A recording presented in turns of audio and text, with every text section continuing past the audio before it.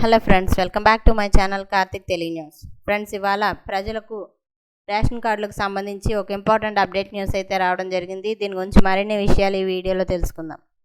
రాష్ట్ర ప్రజలకు మరింత మెరుగైన సేవలను అందించేందుకు ఏపీ ప్రభుత్వం సరికొత్త ఆలోచన చేసింది.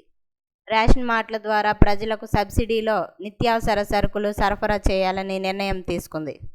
ఇక ఇందులో భాగంగానే రాష్ట్రంలోని ప్రధాన నగరాల్లో రేషన్ మార్టు ఏర్పాటు చేయాలని సూచిస్తుంది. ఇందులో భాగంగానే త్వరలో విజయవాడలోని 3 సర్కిళ్లలో పైలట్ ప్రాజెక్టుగా ఈ మార్టులను అందుబాటులోకి తీసుకురావాలని ప్రభుత్వం ఆలోచిస్తోంది. ఇక ఈ రేషన్ మార్టులలో బియ్యంతో పాటు పప్పు దినుసులు, రవ్వలు, కాస్మెటిక్స్ విక్రయించాలని భావిస్తోంది. రేషన్ షాపుల్లో కేవలం ప్రభుత్వం ఇచ్చే సబ్సిడీ బియ్యం, కందిపప్పు మాత్రమే కాకుండా నాణ్యమైన నూనెలు, గోధుమ పిండి, పంచదార, ఉప్పు వంటి ఇతర నిత్యావసరాలను కూడా మార్ట్లో అందుబాటులో ఉండనున్నాయి. ప్రముఖ కంపెనీల వస్తువులను మార్కెట్ ధర కంటే తక్కువ ధరకే ఈ మార్ట్ల ద్వారా ప్రజలకు అందించాలని ప్రభుత్వం భావిస్తోంది. ఇక అలాగే రేషన్ డీలర్ల ఆదాయం పెంచడమే లక్ష్యంగా ప్రభుత్వం ఈ నిర్ణయం తీసుకున్నట్లు తెలుస్తోంది.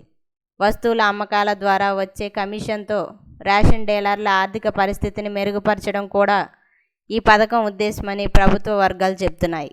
అయితే ప్రస్తుతం విజయవాడలో ఏర్పాటు చేయబోతున్న ఈ రేషన్ మార్ట్లకు ప్రజల నుంచి వచ్చే స్పందనను బట్టి రాష్ట్ర వ్యాప్తంగా అమలు చేయాలా వద్దా అనే ఆలోచనలో ప్రభుత్వం ఉన్నట్లు తెలుస్తోంది. సో ఫ్రెండ్స్, ఇది అప్డేట్ న్యూస్. మరిన్ని అప్డేట్స్ కోసం ఛానల్ సబ్స్క్రైబ్ చేసుకోండి ఫ్రెండ్స్. అలాగే పక్కన ఉన్న బెల్ ఐకాన్ క్లిక్ చేసి వీలైతే ఛానల్కు లైక్ అయితే చేయండి. Thank you friends. Thanks for watching this video.